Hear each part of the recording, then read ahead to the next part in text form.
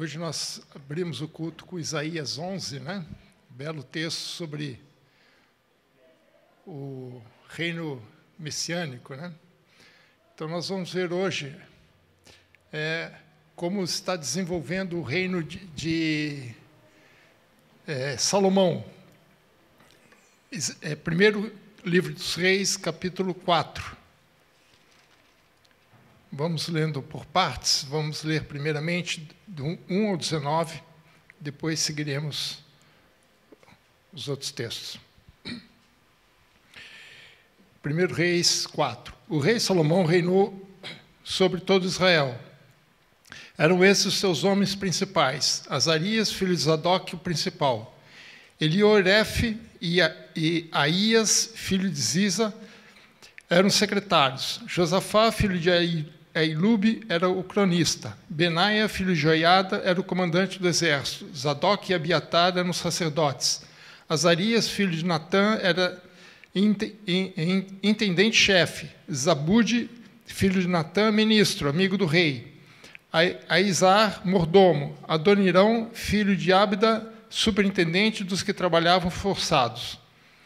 Tinha Salomão 12 intendentes sobre todo Israel, que forneciam mantimento ao rei e à sua casa. Cada um tinha de fornecer durante um mês do ano. São esses seus nomes: Ben-Ur, das montanhas de Efraim; Ben-Deker, de Macás; Saalabim, Bet-Semes, Elon e Bet-Hanã; Ben-Hesed, em Arubote. E a este pertencia também Socó e toda a terra de Éfer. Ben-Abinadad tinha toda a cordilheira de Dor; Dafate, filho de Salomão, era sua mulher. Baaná, filho de Ailube, tinha Taanaque e Amegido, e era toda Bet-Seã, que estava junto a Zaretã, abaixo de Jezreel, desde Bet-Seã até Abel-Meolá, até além do Jocmeão. Ben-Geber, em Ramote-Gileade, tinha estes as aldeias de Jair, filho de Manassés, as quais estão em Gileade. Também tinha a região Argobe, a qual está em Bazã, 60 grandes cidades com muros e ferrolhos de bronze. Ainadab, filho de Ido, em Manaim. Aimás, em Naphtali, também este tomou a filha de Salomão por mulher, a saber, Bazemate. Baaná, filho de Husai, em Ezer e Bealote. Josafá, filho de Parua, em Issacar; Simei, filho de Elá, em Benjamim; Geber, filho de Uri, na terra de Gileade, na terra de Seom, a terra dos amorreus, de Gog, rei de Bazã. E só havia um intendente nesta terra. O texto do capítulo 4, ele vai mostrar como Salomão desenvolveu o seu reino, como ele organizou o seu reino. No capítulo anterior, nós temos um encontro de Salomão com Deus em Gibeão. Quando ele foi até Gibeão adorar ao Deus, a oferecer sacrifício, o tabernáculo ainda estava lá, apesar da Arca da Aliança já estar em Jerusalém. Ele vai até Gibeão, oferece sacrifício lá. Deus conversa com ele em sonho. E Deus pergunta para ele: o que você quer? O que você quer que eu te dou? Né? E ali ele tem uma conversa com Deus, e ele pede a Deus sabedoria para dar entendimento, para ele poder julgar e governar a terra de Israel, ao povo de Deus. Mas Deus, quando viu aquilo, a resposta dele, Deus se agradou, mas Deus disse mais do que isso. Né? Vamos voltar lá para o capítulo 3, versículo 11 e 13, do capítulo 3.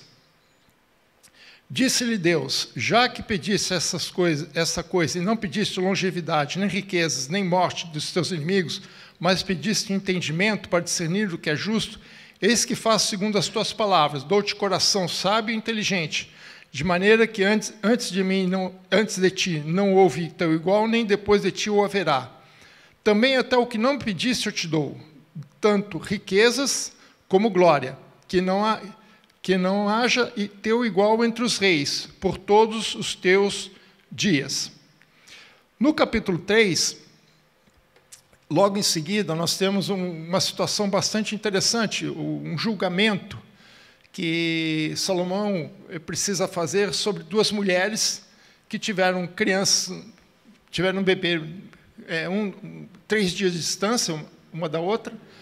Elas moravam sozinhas e, por um relapso, talvez um descuido de uma delas, à noite ela dormiu, deitou sobre a criança, matando a criança. E depois ela troca as crianças. E a mãe da outra criança percebeu o que tinha acontecido, tenta conversar com ela, não consegue, e ela vai tentar buscar uma decisão, porque a outra tinha matado o filho e trocado.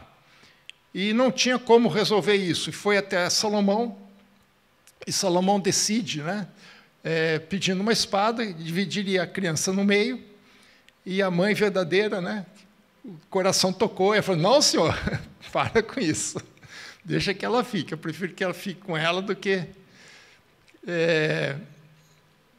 que mate a criança. Né? Então, por uma maneira bastante inteligente, Salomão conseguiu resolver isso. E, com esse fato, ele demonstra a Israel, né, a toda a sua corte que estavam ao seu lado, que ele era um homem sábio e que ele estava capacitado para governar, né? Que ele ganhou respeito das pessoas. Isso era importante para ele como um rei, principalmente porque ele era um jovem rei. Então, a sabedoria de Salomão foi, naquele momento, demonstrado às pessoas. Mas Deus disse que a sua sabedoria, né, ia ir muito mais além disso. E Deus ia dar, além da sabedoria, ainda dar riquezas e glórias. E essas riquezas e glórias foram obtidas através da sua sabedoria, através do seu procedimento em relação ao seu governo. E o capítulo 4 ele vai mostrar exatamente isso, como a sabedoria alcançou o respeito das pessoas, alcançou riquezas e também glória para Israel. E o capítulo começa com o primeiro versículo que diz assim, o rei Salomão reinou sobre todo Israel. A monarquia em Israel ela foi organizada ao longo do tempo, ao longo dos 3 governos. Né? O primeiro foi Saul, que foi o primeiro rei de Israel. Depois Davi, e agora em Salomão. Né? Com Saul lançou as bases da monarquia. Ele ainda era um sistema muito primitivo de governo. Ele não tinha uma organização de Estado propriamente dito. O que ele fez foi usar um modelo que havia anterior, que era dos juízes, que não era um governo centralizado, e os juízes eram muito mais líderes militares que saíam à guerra contra os inimigos do que propriamente um governo centralizado. Mas ali ele ainda consegue já definir, estabelecer algumas coisas que não tinha antes, como, por exemplo, um exército regular. Até então não existia. Né? Aliás, é uma característica que vai dominar até os dias de hoje Israel. Até os dias de hoje é assim. Existe um exército regular, permanente, mas existe um exército que não é regular. São pessoas do povo que estão preparadas, caso haja uma guerra, eles entram em guerra. Né? Até hoje é assim em Israel. Todo israelense, eles são obrigados a servir o exército, tanto homens como mulheres, os homens 2 anos, mulher 1 ano, e depois disso, periodicamente, eles voltam a treinamentos para manter todo aquele povo preparado para a guerra. Então, existe o exército regular, e existe um outro exército que não é regular, mas que, quando precisar, eles são chamados. E aqui era assim também, Saul trabalhou assim. Ele foi o primeiro a organizar um exército regular. Mas, quando havia necessidade, quando a guerra era maior, ele convocava o povo, outros homens, né, para participar. Mas, a nível de governo, ele ainda era um governo muito insípido em termos de organização. Quem começa a trazer essa organização é Davi. Né? Davi consolida o reino, estabelece uma capital, coisa que não existia. Saul governou a partir da sua cidade natal, mas o primeiro que estabelece um governo central, né, da forma como nós conhecemos hoje, foi Davi, que inicialmente toma Hebrom como sua capital, e depois ele olha para Jerusalém, vê que Jerusalém era uma cidade, uma posição estratégica melhor, e ele passa a governar a partir de Jerusalém. E aí ele começa também a estabelecer uma administração pública, né? E aí também tem o primeiro corpo ministerial que a Bíblia nos apresenta, né? Nós vamos ver, isso está descrito lá no capítulo 8 de 2 Samuel, onde ele mostra quem são os seus ministros, né? Agora, Salomão ele vai aprofundar essa organização da nação, ele vai um pouco mais além, né? E, além de organizar internamente, ele também começa a se reorganizar a nível internacional, digamos assim, com os estrangeiros, com as nações vizinhas, né? E ele começa a fazer acordos com essas nações e estabelecer ali alianças, e muitas dessas alianças firmadas através do casamento. Por isso que ele teve tantas esposas, né? E assim ele dá o contorno final para a monarquia. E esse modelo que Salomão deixa é o modelo que vai ser seguido daí para frente pelos seus sucessores. Então, é um processo de construção. A monarquia israelense não foi construída de uma hora para outra. Ela vem seguindo um plano, né, um projeto ao longo de 3 monarquias. Então, é Salomão que dá esse contorno final, que fecha esse processo, deixando definitivamente uma organização de Estado, uma organização de nação. E nesse capítulo que nós lemos, nós vemos o primeiro escalão de governo de Salomão. E é interessante que como ele organiza esse povo, esse ministério, né? Conforme o reino foi expandido, principalmente com Davi expandiu muito o reino, através das guerras, ele foi conquistando, né, países, nações ali do lado, segundo as orientações que Deus tinha dado já lá atrás para Moisés, inicialmente, depois para Josué, e chega até ele.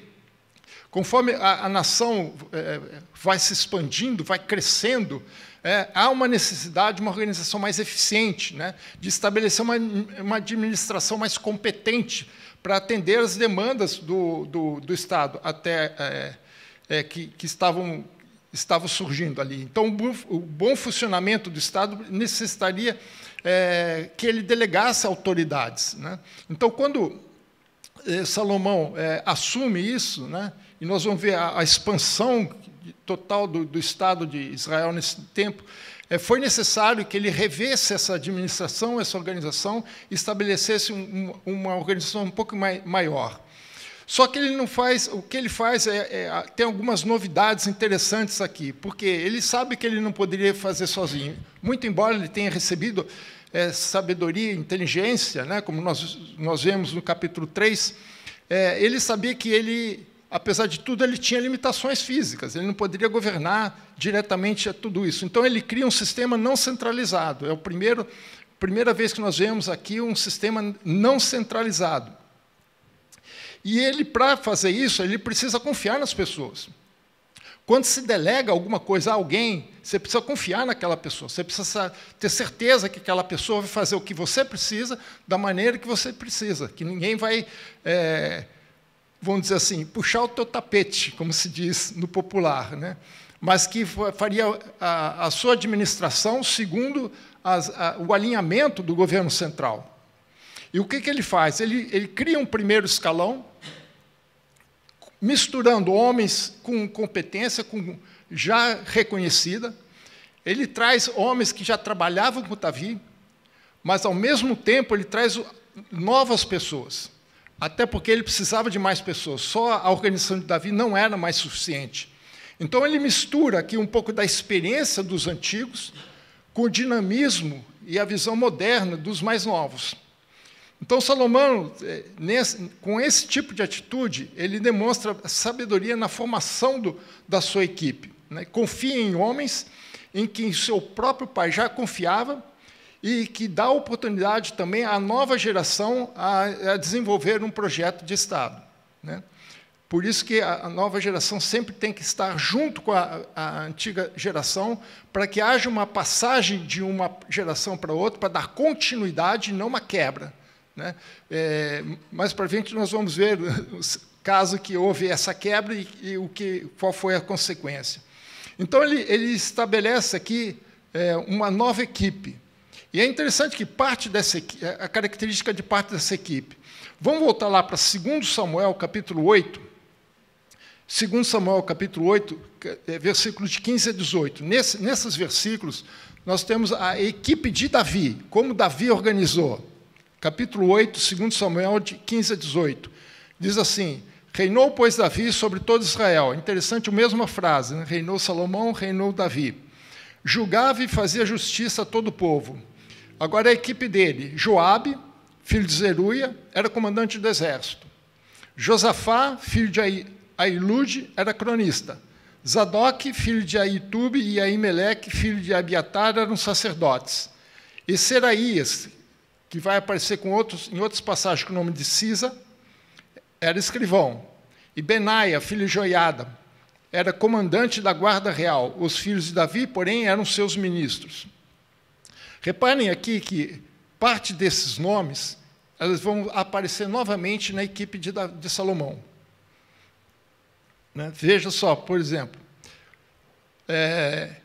voltando lá para Reis, né, ele vai falar, a primeira pessoa ele vai falar Azarias. Quem era Azarias? Azarias era filho de Zadok, não filho de filho, né? Ele era, na verdade, da linhagem de Zadok.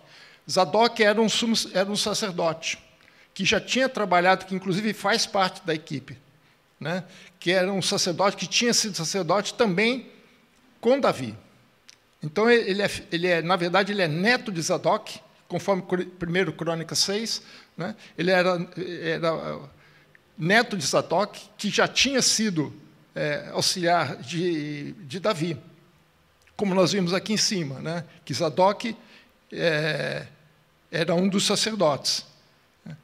Então, ele traz o filho de Zadok junto a si, e esse era o seu principal conselheiro, ele era o braço direito de Davi. Alguns consideram ele assim, numa função mais ou menos parecida com um chefe da Casa Civil, alguma coisa assim. Aquele que é o braço direito do governante, era o número 1, né, da equipe de Salomão. Ele é o destaque de Salomão. Né?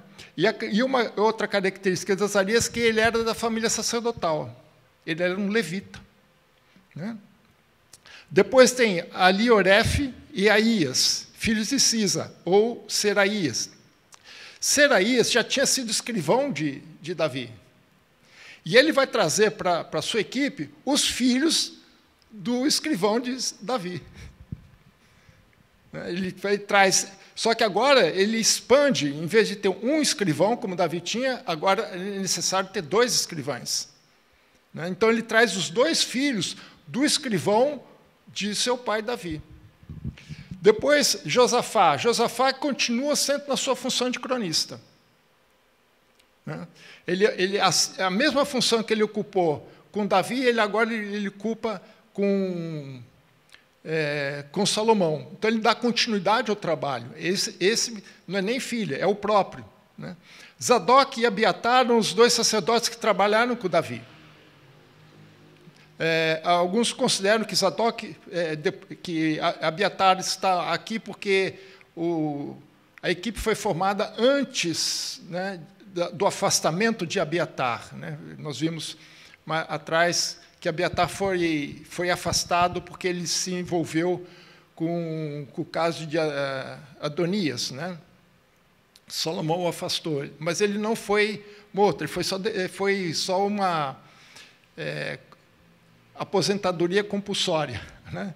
Mas alguns consideram que ele não participou mais do serviço do templo, mas havia outras responsabilidades que os levitas tinham, que não era só apenas, tão somente os sacrifícios ou coisa assim, havia outras responsabilidades, e que Abiatar, apesar de ser afastado do serviço do altar, ele ainda continuava com as suas outras atribuições, não mais em Jerusalém, né, ou em Gibeão, mas na sua terra de Anatote, né? E Zadok passou a ser o primeiro sacerdote. Então, Zadok possivelmente fosse o sumo sacerdote nesse momento. E Abiatar, que era o segundo sacerdote, passou a ser apenas um auxiliar. Mas os dois serviram a Davi, né? E os dois estavam com Salomão. Depois Benaia. Benaia, ele também era da família sacerdotal, mais um levita no meio do grupo dele. Mais um levita. Então, ele estava cercado de levitas, cercado de sacerdotes, né? E aqui ele recebeu uma promoção. Ele continuou servindo, né? Ele serviu a Davi, agora ele continua servindo a Salomão, só que agora ele recebeu uma promoção. Antes ele era coronel, agora ele é general, né? Lá com Davi, ele era guarda pessoal, guarda real. Ele era responsável pela guarda da família do rei.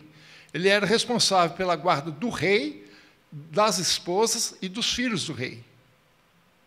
Agora, ele assume a posição de general. Ele toma o lugar que era de Joiada, que foi morto, né? Por conta da sua rebelião contra Salomão. E aí ele assume o comando total do exército. Então, ele também dá uma continuidade aqui, só que agora com uma promoção, né? Então, Benaia mostrou serviço, né, com Davi. Salomão reconheceu esse serviço e deu continuidade a esse serviço. E, além disso, dois outros nomes que precisam ser destacados aqui, Azarias e Zabude. Né? Bom nome para dar para os seus filhos, né, meninas? Eles eram filhos de Natã, que foi o profeta, né? Algumas pessoas acham que Natã era levita também, não temos certeza, mas existem algumas evidências que ele possivelmente fosse também da tribo de Levi. Mas fica em suspenso, né? Mas o interessante é que eles eram filhos de Natã. E quem foi Natã? Não foi apenas o profeta de Davi. Ele foi também o mentor de Salomão. Então, veja, irmãos, a equipe que ele monta a equipe com várias pessoas que trabalharam com Davi, que conheciam a máquina administrativa que Davi já tinha montado, que participaram por alguns, talvez, 40 anos, desde o início, talvez alguns um pouco mais. E ele traz como precisava de mais gente, mais funções, novas funções que foram necessárias para o seu governo, ele traz pessoas novas, mas sempre ligados àqueles que já tinham trabalhado com o pai, né? E muitos deles eram sacerdotes. Eu acho uma característica muito interessante ele ter chamado vários jovens, né, que eram da família sacerdotal. Então, ele estava bem coberto, está bem trabalhado. Então, é um ministério assim, bem alto nível, como diriam os nossos adolescentes, bem top. Né? Bem top, pessoas de alto nível, de capacidade, competência, e já tinham a confiança de Davi, e ele simplesmente usa essa confiança para dar continuidade. Então, ele mostra muita sabedoria na formação da sua equipe. Mas ele também mostra uma sabedoria que vai um pouco além. Ele cria coisas novas. Nós vimos aqui 12 intendentes. O que eram esses intendentes? Os intendentes eram governadores locais. Eles representavam o rei em um distrito. Por que eu falo distrito? Porque ele não define os intendentes segundo as tribos. Ele faz uma nova divisão aqui, uma divisão mais voltada para a administração do Estado. Isso pode vir a trazer um pouco de problemas no futuro da nação, porque, às vezes, o distrito ele abarca duas regiões de duas tribos diferentes, porque esse distrito não foi definido por tribo, mas por região geográfica. Isso facilitava a administração, pegar regiões similares que tivessem características econômicas, né, similares, e aí esses governantes, esses intendentes, poderiam administrar melhor. E a função deles era, além de representar o rei, eles também abasteciam o governo com mantimentos. Nós vimos aqui que cada distrito era responsável de fornecer suprimentos ao rei, ao palácio, mas não só ao palácio, mas todos aqueles que serviam ao rei, como, por exemplo, o próprio exército, né? que aqui já nós temos um exército regular e já um tamanho bastante grande. Então, essa intendência ela se constituiu, no final, como um segundo escalão. Então, nós temos aqui, a primeira vez que nós vemos um governo central e um governo descentralizado, como nós temos hoje, né? Na maioria dos países, como no caso do Brasil, tem o governo federal, que é central, e tem os estados. É como se fossem esses estados, né? Só que aquele não é chamado de estados, eles são chamados de intendências ou governos distritais. Isso era algo novo, isso era uma novidade. Isso trouxe agilidade, trouxe modernidade para o Estado. O problema é que esses distritos, o foco dele era a divisão geográfica e não as divisões tradicionais e por tribos, isso pode ter contribuído com um certo nível de insatisfação do povo mais para frente, porque aqueles limites, aquele sistema patriarcal que ainda existia aqui, não estava sendo muito respeitado. Então, a intromissão de um governante em duas áreas distintas, ou de alguém de uma outra área, podia trazer problemas, né? Mas era uma grande novidade da parte de Salomão. E mais, ele tinha um superintendente-chefe. Ele tinha um chefe dos intendentes, que era Azarias, que era o versículo 5. Né? Ele fala, Azarias, filho de Natã, era intendente-geral, ou intendente-chefe, né? Ele era responsável por coordenar cada uma dessas intendências. Ele era responsável por receber de cada um desses governantes locais, né, esses intendentes, as provisões que o rei precisava. Só que, na verdade, eles faziam muito mais do que isso. Eles representavam o rei em outras áreas, né, recebimento de impostos e outras coisas, né, e até mesmo representar o governo em decisões, em acordos e outras coisas mais. Então, era um sistema muito bem organizado, né? Muito bem organizado, modelo hoje, que até hoje é seguido, né? E interessante que ele coloca dois desses intendentes eram genros de Salomão, né? No versículo 11, nós temos Ben Abinadab, que era casado com Tafate, que era filho de Salomão. E Ahimaaz, no versículo 15, era casado com Bazemate, que também era filho de Salomão. Então, ele colocou dois genros para trabalhar para ele. Muito esperto. Então, meninas, cuidado com o que você escolhe que vai casar, né? Então, isso era uma novidade, né? Isso era um sistema de governo diferente, não era tradicional isso naquela época. Não havia muito esse tipo de sistema naquela época. Normalmente, esse sistema era extremamente centralizado, mas Salomão cria um sistema completamente diferente, né? Ele coloca intendentes, organiza o seu reino em distritos. Isso permitiu que a nação crescesse mais fortemente, se solidificasse, consolidasse em todos os aspectos do reino. Veja que fala o versículo 20 e 21. Eram, pois, os de Judá e Israel muitos, numerosos como a areia que está ao pé do mar. Comiam, bebiam e se alegravam. Dominava Salomão sobre todos os reinos, desde Eufrates até as terras dos filisteus e até a fronteira do Egito, os quais pagavam tributos e serviam a Salomão todos os dias da sua vida. Essa é uma situação que eu chamo de clímax na história de Israel, em termos de representatividade governamental do reino, né?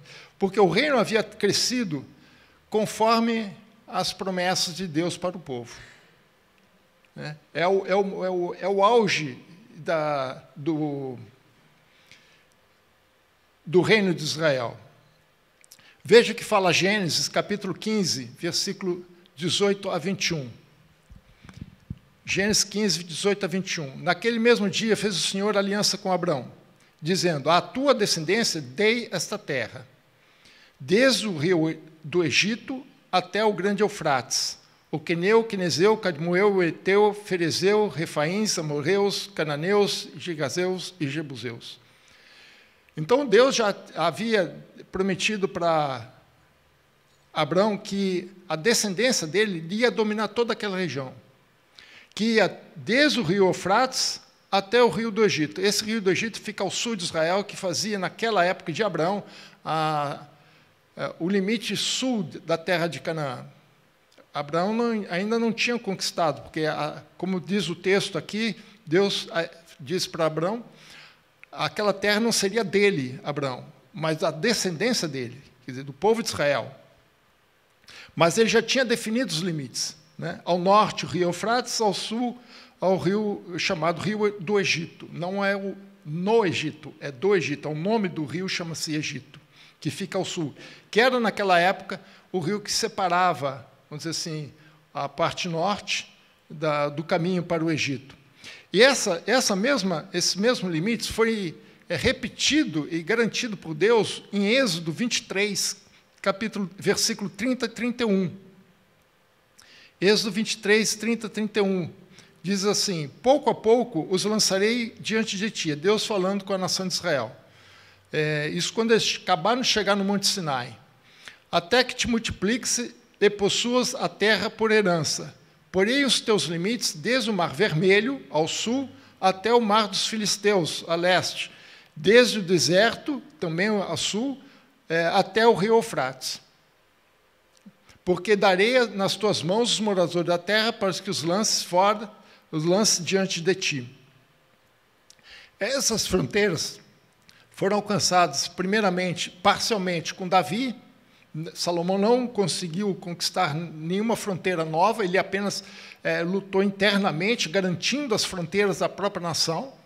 Mas Davi expande essas fronteiras, e Salomão solidifica e consolida essas fronteiras e expande mais um pouco.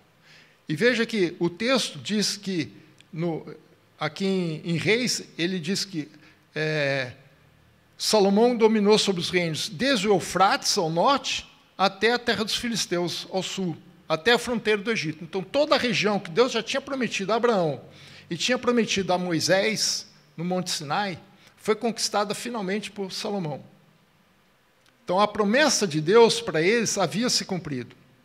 Agora era questão só de mantê-la, né? Foi o período de maior expansão territorial e influência da nação de Israel naquela região. A importância para os irmãos entenderem isso é o fato de que Salomão casou com a filha do faraó do Egito. Naquela época, o Egito era a maior potência. Apesar do que tinha acontecido, né, na época de Moisés, o Egito, comparando as outras nações ao seu redor, ela conseguiu se recuperar parte daquele poder que ela tinha.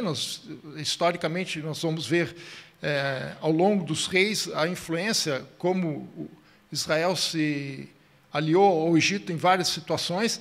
Eles ainda eram uma potência forte, não tão forte quanto era na época de Moisés, mas ainda era considerado.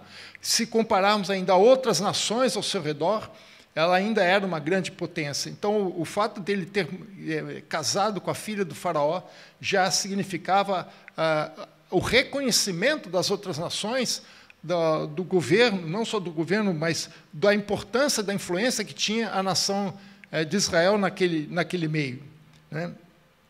Então, a influência política de Israel nós podemos verificar, né, comprovar por isso, né? E é interessante que no versículo 20 ele fala que eles comiam e bebiam e se alegravam. Foi um período realmente de paz, um período realmente de prosperidade. Era o sonho de todo mundo. Aliás, não é o sonho de todo mundo, né? Eclesiastes 2, 24, que aliás foi escrito por Salomão, Diz assim, Eclesiastes 2:24, não há nada melhor para o homem do que comer, beber e fazer a sua alma goze o bem do seu trabalho. Né? No entanto, vi também que isto vem da mão de Deus. Então, era um momento de desfrutar. O objetivo de Deus era exatamente isso, é desfrutar disso. Não é à toa que Salomão foi escolhido para ser rei, porque o seu próprio nome já indicava aquilo que Deus queria para a nação. Paz, que a palavra Salomão significa paz, pacífico. Né?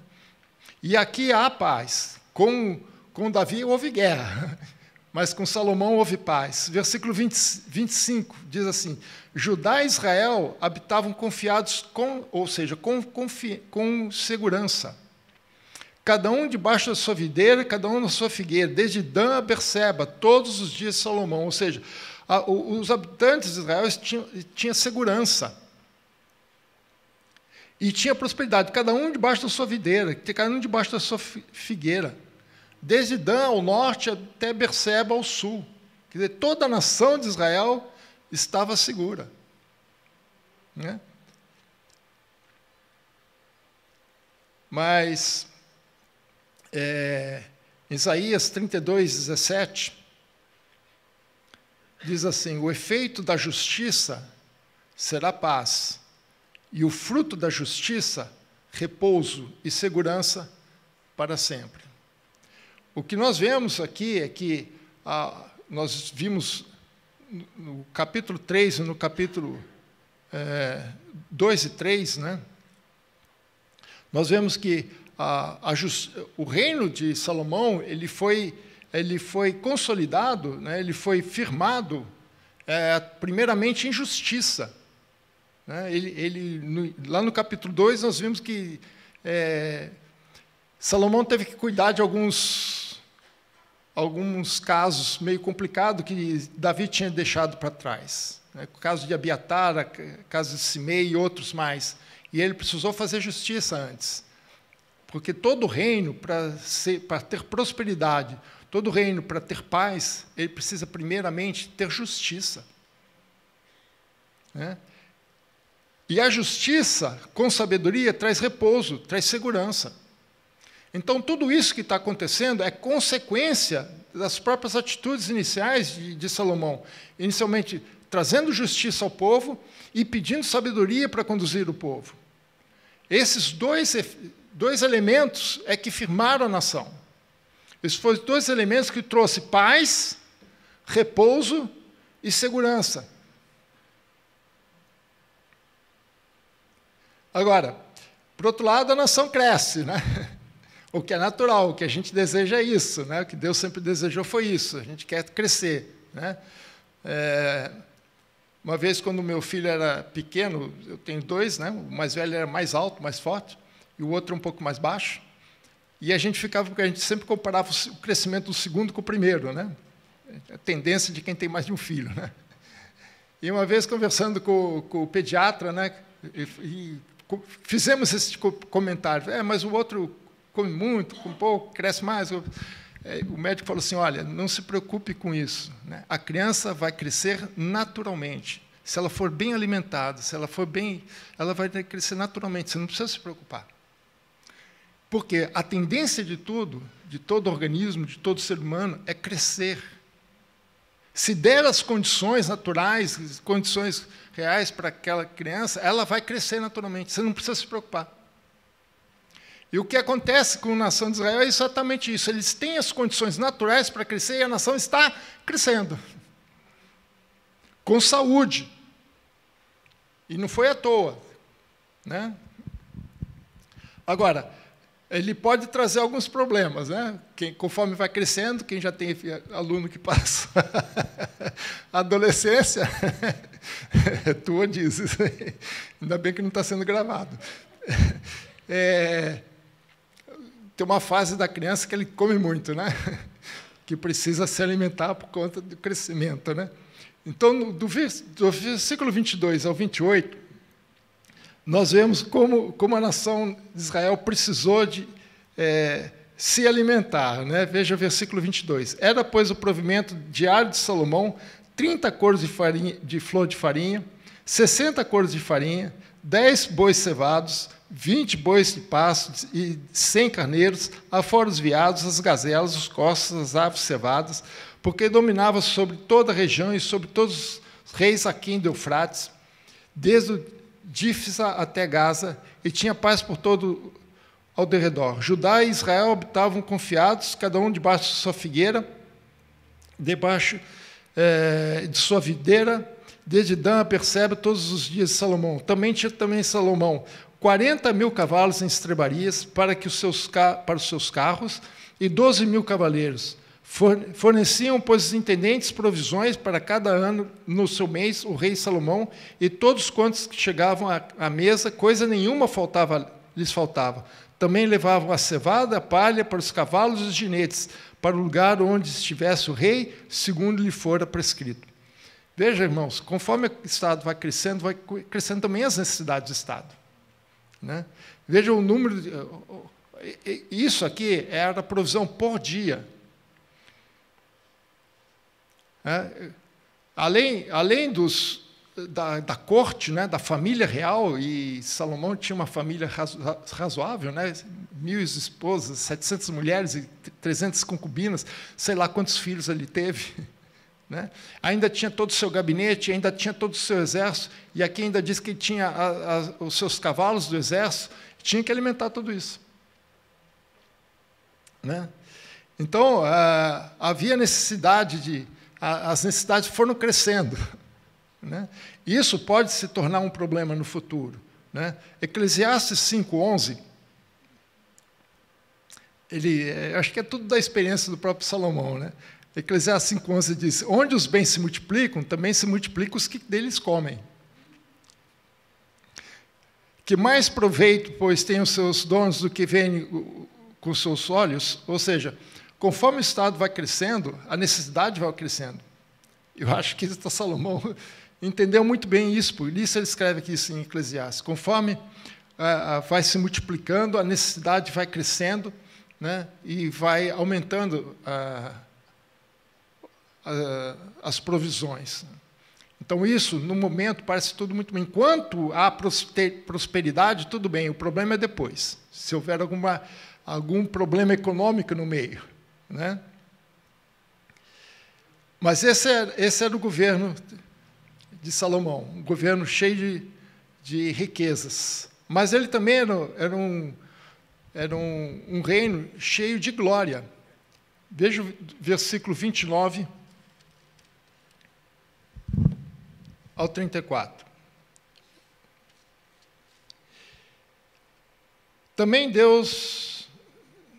Deu também Deus a Salomão sabedoria, grandíssimo entendimento e larga inteligência, como a areia que está na praia do mar.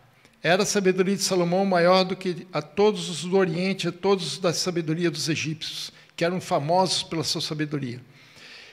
Era mais sábio que todos os homens, mais sábio do que Etã, Ezraíta, e do Emã, Calcol, Dardá, filhos de Maol, e correu a sua fama por todas as nações em redor. Compôs 3.000 provérbios, foram seus cânticos 1.005, discorreu sobre todas as plantas, desde o cedro que está no Líbano até o isopo que brota no muro. Também falou sobre animais e de aves, dos répteis e dos peixes. De todos os povos vinha gente a ouvir a sabedoria de Salomão, e também enviados de todos os reis da terra que tinham ouvidos da sua sabedoria. Se no versículo anterior falou da grandeza do reino, nesse versículo vai mostrar a grandeza do próprio rei. Veja que ele fala que não havia homem com maior sabedoria que ele. Né? Lembra que Deus tinha prometido a ele uma sabedoria que não haveria ninguém igual a ele. Né? E é o que ele fala aqui no versículo 29. Deus deu também sabedoria a Salomão, grandíssimo entendimento e larga inteligência, como a areia que está na praia. Né? E ele compara com alguns homens. Ele compara com os sábios do Oriente, né, que são famosos até hoje, né? E naquela época, além dos Orientes, que é de terras um pouco mais distantes, também os egípcios, né, que já desde a época de Moisés já eram famosos pelo seu conhecimento e sabedoria. Mas ele coloca uns nomes interessantes aqui no versículo 31. Ele fala que ele era mais sábio que todos os homens, mais sábio do que Etã, Ezraíta, Emã, Calcol e Dardá. Quem que eram esses homens? Esses homens eram famosos, eles já eram conhecidos pela nação. Eles eram israelitas. Veja comigo, 1 Crônicas 2,6. Vamos ver quem que são esses homens.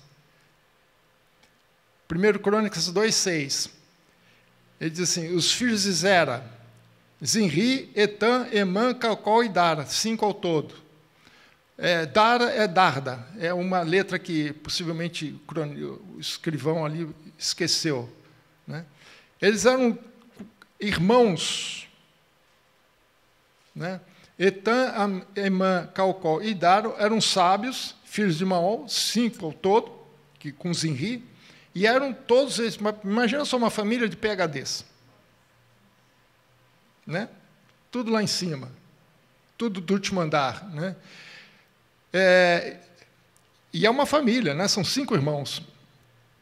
E esses homens, eles também eram conhecidos, não só pela sua sabedoria, mas eles também eram conhecidos por outras qualidades. Vejam em 1 Crônicas, capítulo 15, versículo 19.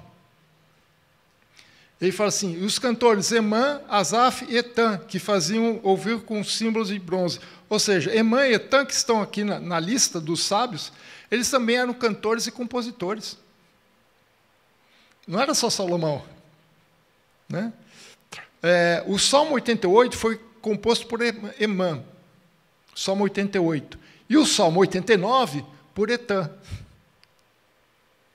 Possivelmente, alguns salmos que nós não sabemos quem são os autores, né, que são anônimos, mas é bem possível que alguns desses salmos tenham sido compostos por eles também. Então, eles eram homens extremamente reconhecidos por toda a nação. Não só pela sua sabedoria, mas eles também participaram com Salomão, criando cânticos, né, que eles eram cantores, né, no ministério do templo. Né? Mas ele não era somente sábio. Né? Ele também era um escritor e compositor. Eu diria até mais um pouquinho. Né? Ele era um verdadeiro filósofo. Né? Veja o versículo 32. Ele compôs 3.000 provérbios. Nós só temos uma parte dessa coleção aqui. Imagina só, 3.000 provérbios. Além disso, ele era compositor de músicas. 1.005 músicas. 1.005 músicas. Né? 3.000 provérbios e 1.005 músicas. Além disso, ele era biólogo. Versículo 33. Discorreu sobre todas as plantas, desde o cedro que está no Líbano até o isopo que brota no muro. Também falou de animais, de aves, de répteis e peixes. Então ele conhecia de botânica e de zoologia. Conhecia de animais e plantas. Era um biólogo. Né? Se eu estivesse vivo, talvez estivesse aí numa Unicamp, numa USP, né? Dando aula. Né? Alguns questionam esse conhecimento, porque falam assim, porque ele não deixou nenhum tratado sobre isso, mas o objetivo dele não era ser biólogo, né, ser cientista, o objetivo dele era ser rei, né, que nas horas vagas, né, porque ele tinha uma equipe muito bem montada, ele tinha um sistema centralizado, ele teve tempo para fazer isso, né, mas ele estudou, ele conhecia. Né, a filosofia chama de polímata, né? Pessoa que tem conhecimento em muitas áreas, né? É chamado polímata. E essa sabedoria, esse conhecimento que ele teve, né? Esse conhecimento que ele apresentou, ele foi sendo reconhecido por tudo quanto é canto. Não foi somente dentro da nação de Israel. Veja o versículo 34. De todos os povos vinha gente a ouvir a sabedoria de Salomão. e também enviados de todos os reis que tinham ouvido da sua sabedoria. A sabedoria dele até hoje é proverbial. Quando a gente quer falar que uma pessoa é muito inteligente, muito sábia, o que a gente fala? Sabedoria de Salomão. Para mim, foi o segundo homem mais sábio que passou na Terra. Vocês sabem quem é o primeiro, né? Mas aqui é interessante esse versículo, porque quando eu estava lendo esse versículo, eu me lembrei de Gênesis, né, capítulo 12, versículo 3, quando Deus chama Abraão, que ele diz: abençoarei os que te abençoarem, amaldiçoarei os que te amaldiçoarem, em ti serão benditas todas as famílias da terra. E os povos ao redor deles se impressionaram tanto, não só com a sabedoria, mas com toda a glória e as riquezas de Salomão, que eles ficaram curiosos, eles foram lá. Depois nós vamos ver mais para frente uma rainha que vai até lá visitá-lo, né, o que ela fala sobre ele. Mas as pessoas iam lá para consultá-lo. Não era simplesmente para ouvi-lo, como diz o pastor Fernando, né, o café filosófico da CPFL. Muitos deles iam lá para consultar o rei, pedir orientação, porque a sabedoria dele ficou conhecida internacionalmente. Então, essa bênção que Deus diz a Abraão de ser benditos em todas as famílias da terra, não é somente em relação a Cristo que nós sabemos que é, mas é em muitas outras áreas. A sabedoria de Salomão correu o mundo. Correu o mundo. Vamos lá ver quem que é esse cara. Vamos conhecer. Vamos buscar esse cara. E com isso ele ganha o respeito das nações. E com isso ele ganha alianças com essas nações. Mas pensando um pouco nesses, de forma bem resumida, sobre esse capítulo em especial, que é um resumo do governo de Salomão, fica difícil a gente não fazer uma outra comparação, né? Nós lemos aqui o Salmo, Isaías capítulo 11, que fala sobre o reino de Cristo, né, o reino messiânico que haveria de vir. E fazendo uma comparação, fazendo um paralelo entre os quatro, o que fala em Isaías e o que esses textos nos mostram, eu vejo pelo menos 4 paralelos entre os dois. Ou seja, quando eu vejo o reino de Saul, de Davi e de Salomão, eu vejo comparativamente Saul sendo comparado aos reinos deste mundo. Um rei que foi colocado por Deus, porque toda a autoridade foi colocada por Deus, mas que, apesar disso, não seguia as ordens de Deus, se rebelou contra Deus, se voltou contra Deus. E teve uma morte trágica, infelizmente, né, apesar de tudo. Assim são as nações da terra, pessoas que se voltam contra Deus, que, apesar de ter recebido uma delegação de Deus, porque toda a autoridade emana de Deus, mesmo assim eles não se voltam para Deus para cumprir os propósitos de Deus para aquela nação. Salomão percebeu isso, por isso que ele pediu sabedoria, né? Davi eu faço um paralelo muito grande com a primeira vinda de Jesus, porque Jesus veio para destruir o nosso inimigo, e foi com sangue, foi com guerra, foi com batalha, a ponto dele dar seu próprio sangue para vencer a batalha. E até hoje, o reino messiânico é muito mais comparado com Davi do que Salomão, né? As promessas que nós temos, principalmente nos profetas, em especial Isaías, que é chamado profeta messiânico, fala muito mais de Davi do que de Salomão. Por quê? Porque Davi tinha que vir primeiro, para poder preparar o campo, preparar o trono, preparar o reino para que Salomão viesse. Então, o reino que vem depois, que é o reino de Salomão, que é o reino de paz, só foi conquistado porque antes veio um rei, que é Davi, que veio com guerra. que veio vencer os inimigos. Aqueles 7 inimigos que Deus tinha falado para Abraão, mais fortes e poderosos, que depois ele repete para Moisés. E Jesus veio, na sua primeira vinda, como Davi, um guerreiro, para vencer os inimigos. Mas na sua segunda vinda, ele vem em paz. Ele não vem mais como um guerreiro.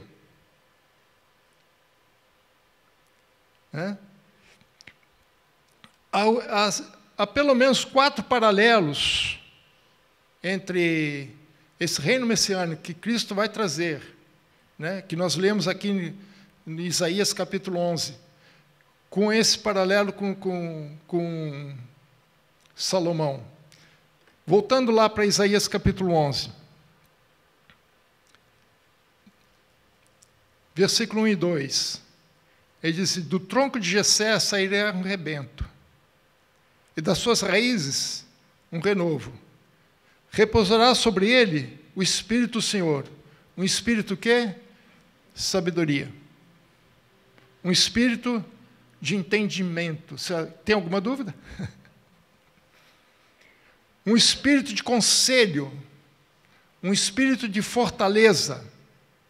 Um espírito de conhecimento e do temor do Senhor. É interessante que nós lemos no capítulo anterior que ele estava em Gibeão, e quando ele fala que estava em Gibeão, ele fala que Salomão amava a Deus. Um espírito de temor. Ele recebeu da parte de Deus o espírito de entendimento, o espírito de sabedoria. Alguma dúvida que era o Espírito Santo? Vocês vão reparar que nesse texto que nós lemos, ele não fala de guerras, ele fala de paz. Então, o primeiro paralelo é um reino alicerçado na sabedoria. Não uma sabedoria humana, mas uma sabedoria de Deus. O segundo paralelo, versículo 3 e 4. Deleitar-se-á no temor do Senhor, não julgará segundo a vista dos seus olhos, nem repreenderá segundo os ouvidos dos seus ouvidos, mas julgará com justiça os pobres, e decidirá com equidade a favor dos mansos da terra. Ferirá a terra com a vara da sua boca, e com o sopro dos seus lábios matará o perverso. Nós lemos no capítulo anterior, no capítulo 3, o caso das 2 mulheres, das 2 prostitutas. Meus irmãos, como é que ele poderia julgar aquilo apenas pelo que ele ouviu? Quando alguém leva um caso para o rei, é porque já passou por todas as instâncias anteriores, ninguém conseguiu resolver o problema delas. Porque, humanamente falando, não tinha como resolver. Por isso que ele fala, ele não vai julgar segundo os seus ouvidos, aquilo que escutou. Ele não julga aquelas 2 mulheres segundo o testemunho das mulheres. Ele fala assim, olha, uma fala uma coisa, outra fala outra, cada um fala uma coisa, quem é que está certo? A sabedoria dele foi tocar no ponto neurálgico delas. É o amor de mãe. Então ele não julgou segundo as palavras das mulheres. É o que Deus está falando, o que Isaías está dizendo aqui. Ele não julgará segundo o ouvido dos seus ouvidos, não o que as pessoas falam. Mas ele conhece os corações. Foi no coração daquelas 2 mulheres que Salomão tocou. No coração de mãe. E ele continua, mas julgará com justiça. Quem? Os pobres. Eram 2 prostitutas.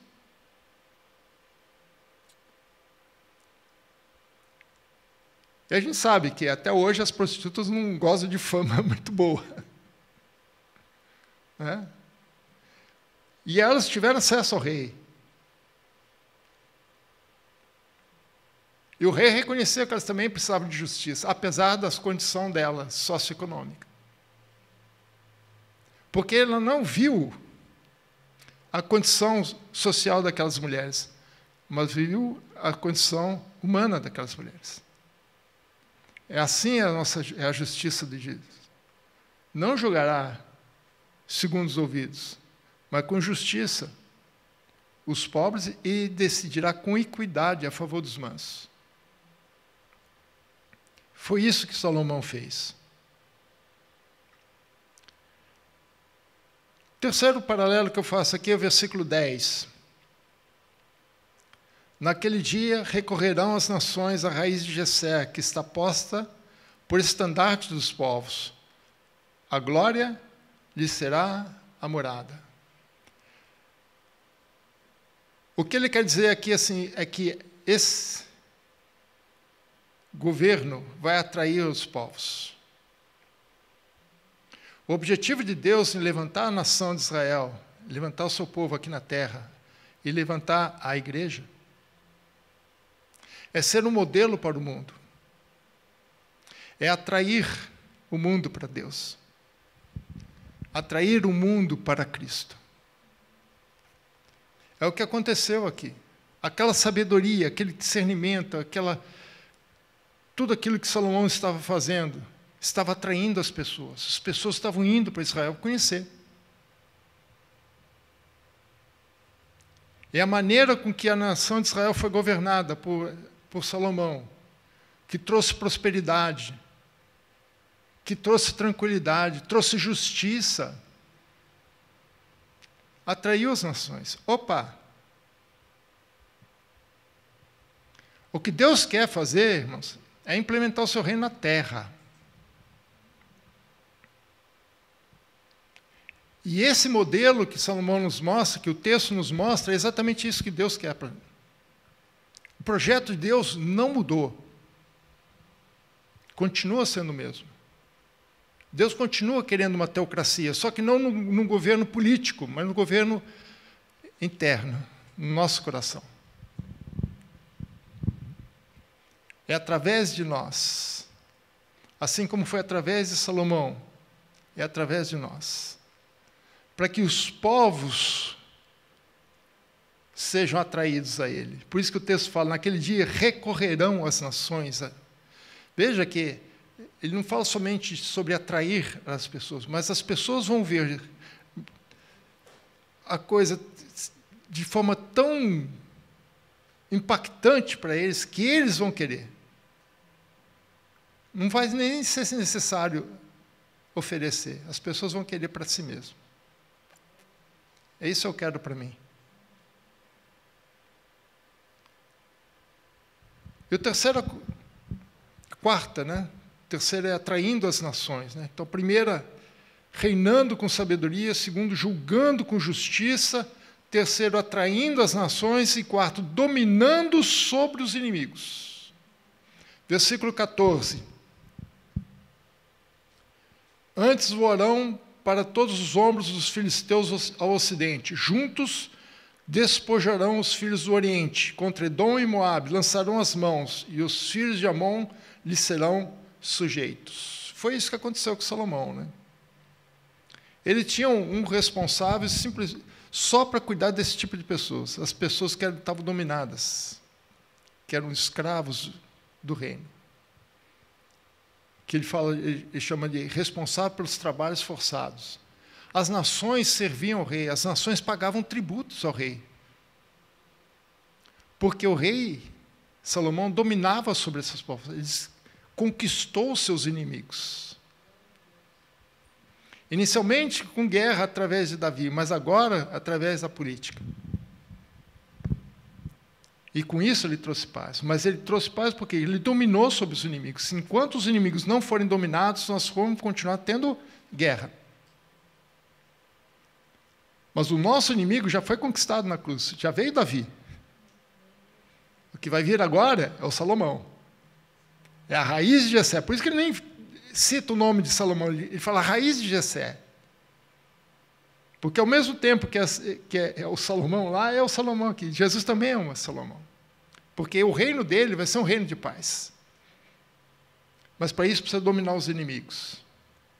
Todos aqueles que oprimem o povo de Deus. E isso Salomão conquistou. É o ponto auge da história de Israel. Infelizmente, Salomão é um ser humano como qualquer outro. Né? Felizmente, o nosso Salomão não é. mas aquele antigo é. Mas aqui, nesse momento, nós vemos o auge da história de Israel, na sua plenitude, na sua glória e na sua plenitude das suas riquezas, na plenitude da sua justiça, na plenitude da sua paz. E a coisa era tão fantástica, tão maravilhosa, que atraía as pessoas.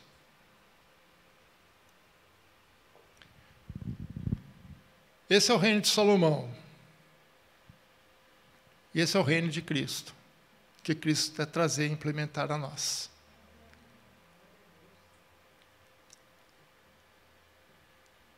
Que nós sejamos sábios, né? Como Salomão fez. Todo reino que é alicerçado na justiça traz prosperidade e atrai as pessoas. Mas o inverso também é verdade, né? Onde impera a injustiça, o povo sofre. Mas Salomão trouxe justiça e Cristo também. Amém? Esse é o reino de Cristo, esse é o reino de Salomão. Vamos colocar de pé?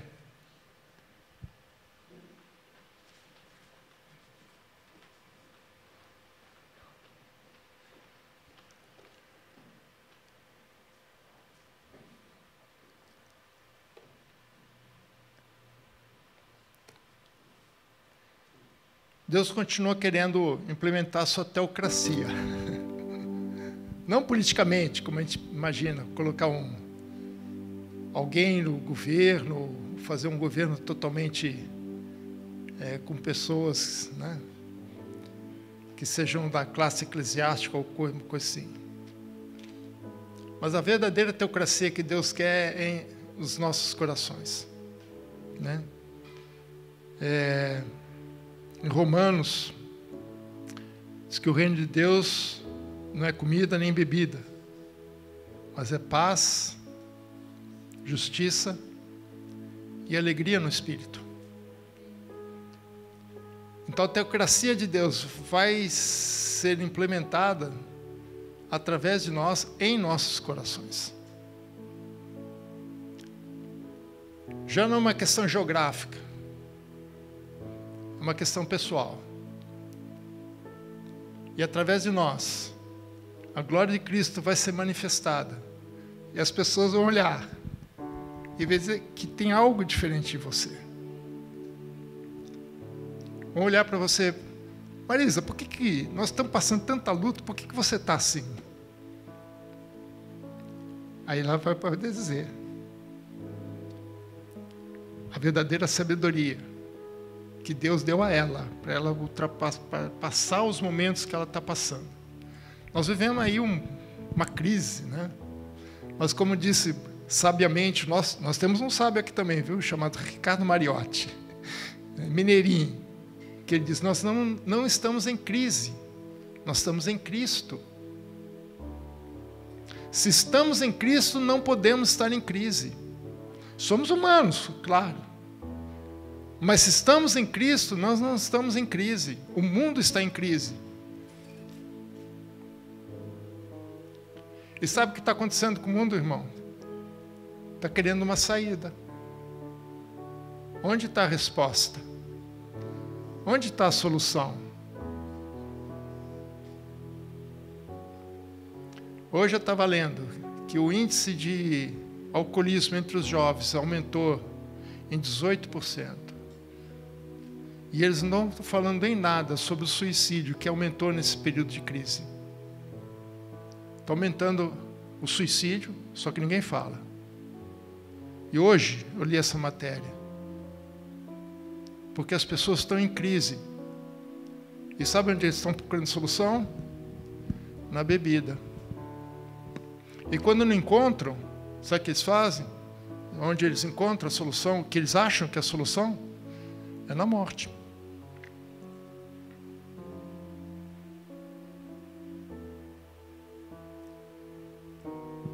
E as pessoas ainda estão procurando onde está a solução para as nossas crises.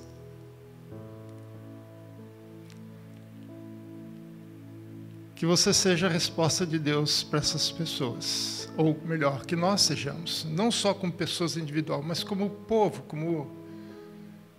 de Deus. Que possamos, como igreja, como um corpo todo, mostrar ao mundo, mostrar a glória de Cristo, atrair o mundo para Cristo, dizendo, aqui tem solução. O problema é lá fora, mas aqui dentro tem solução. Senhor, Pai querido Deus, queremos te agradecer por essa noite, por estarmos aqui reunidos, mesmo diante das situações difíceis que a nossa nação está passando, e muitas outras estão passando também.